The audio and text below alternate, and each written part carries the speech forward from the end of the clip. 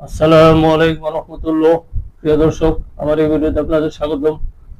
দর্শক, প্রথম আলো পত্রিকার রিপোর্ট অনুযায়ী 4-5 দিনের মধ্যে নির্বাচনের তারিখ ঘোষণা করবেন প্রধান উপদেষ্টা মোস্তফা জামাল।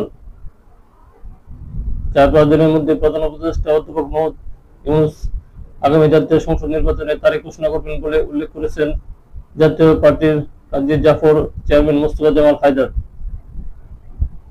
রাষ্ট্রীয় অতিথি ভবন যমুনায় আজ শনিবার বিকালে প্রধান উপদেষ্টার সঙ্গে চৌধুরী রাজনৈতিক দলের বৈঠক শেষে বেরিয়ে সাংবাদিকদের কথা বলেন মোস্তফা জামাল হায়দার।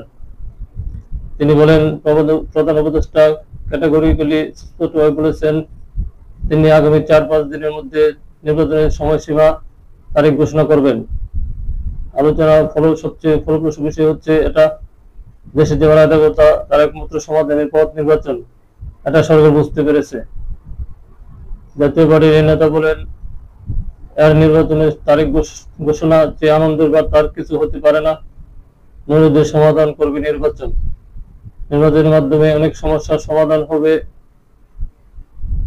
বৈঠক শেষে বাংলাদেশ লেবার পার্টির সভাপতি মুস্তাফিজুর রহমান সাংবাদিকদের বলেন, প্রধান উপদেষ্টাকে তিনি বলেছেন, আইন শৃঙ্খলা রক্ষায় সরকার চরমভাবে ব্যর্থ হয়েছে।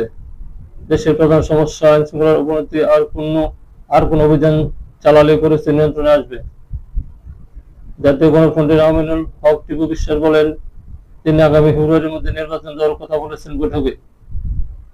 এনসিপির চেয়ারম্যান ফরিদুজ্জামান বলেন, প্রধান উপদেষ্টাকে অবিলম্বে নির্বাচনের তারিখ ঘোষণা করতে বলেছেন তারা। নির্বাচন সরকার থাকলে দেশে সন্ত্রাস কমবে। এর আগে 2 দফায় বিএনপি, জামায়াতে ইসলামী সহ বিভিন্ন রাজনৈতিক দল ও জোটের নেতাদের সঙ্গে বৈঠক করেন প্রধান উপদেষ্টা। এরপর আজ বিকেলে আরো 14 দল জোটের নেতাদের সঙ্গে বৈঠক করেন তিনি।